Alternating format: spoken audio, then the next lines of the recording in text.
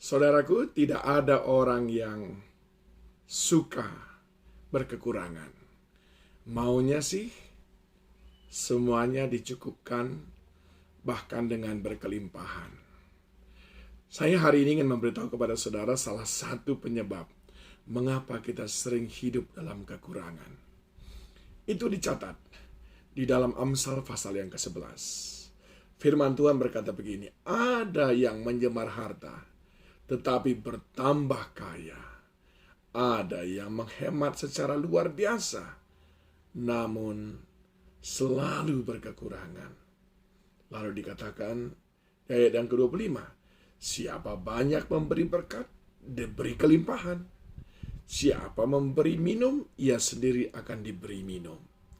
Lihat baik-baik. Yang menghemat secara luar biasa. Menghemat secara luar biasa ini adalah bahasa lain daripada pelit. Maka ia akan selalu berkekurangan. Enggak cuma sekali. Selalu. Setiap hari. Setiap saat. Berkekurangan. Saudarakah itu? Nah, sekarang saudara sudah tahu. Apa faktor penyebab mengapa kita sering berkekurangan? Salah satunya adalah karena kita pelit.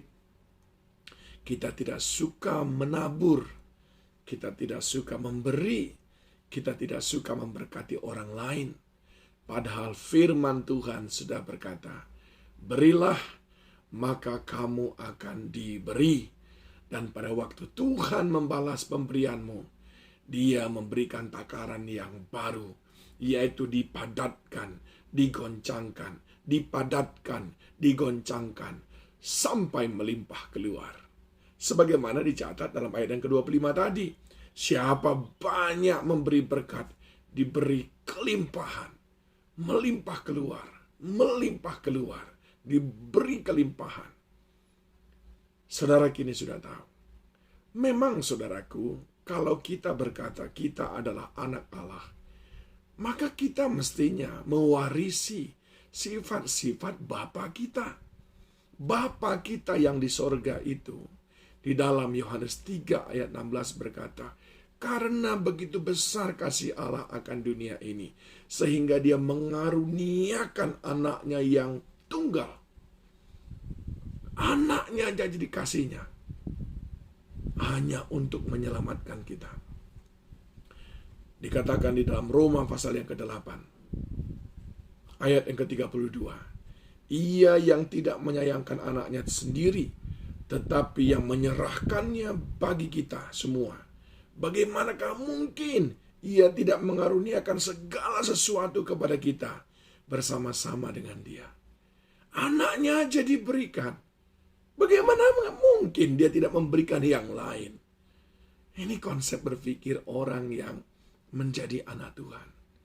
Kalau kita anak Tuhan, Bapak kita itu orang yang pemberi yang luar biasa.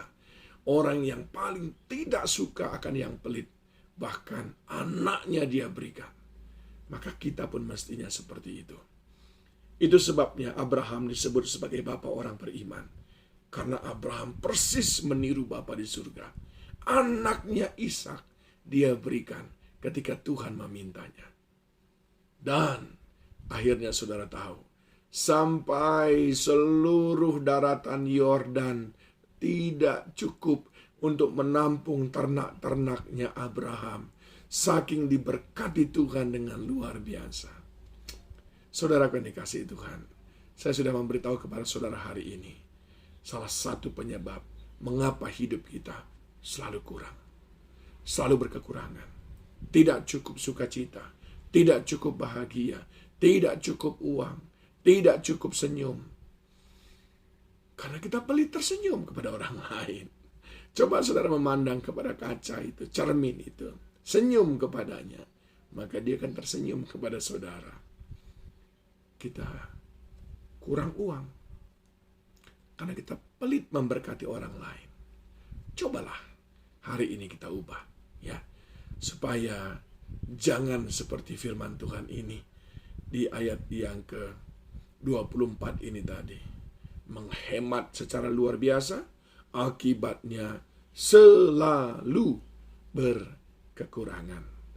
Tuhan berkata kepada kita dalam Yohanes 10 ayat yang ke-10, Aku datang supaya mereka mempunyai hidup dan mempunyainya dalam segala kelimpahannya.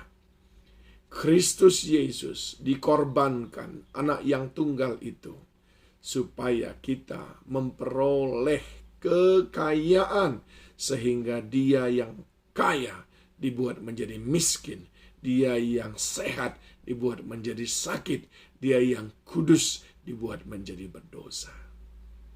Ayo teladani Bapa kita di surga yang tidak pernah menahan-nahan kebaikan, suka menabur. Siapa yang menabur, dia yang akan menuai. Tuhan Yesus memberkati saudara semuanya. Shalom.